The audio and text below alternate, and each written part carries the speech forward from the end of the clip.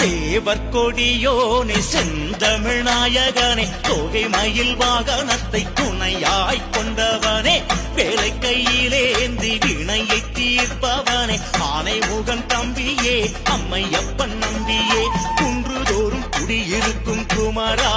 பத்துமலை கோலேற்றும் கருணை வடிவேலா கண்டு கொண்டே புனதருளை தெளிவா என்று காவடி துக்கி வந்து விட்டோம் மெதுவா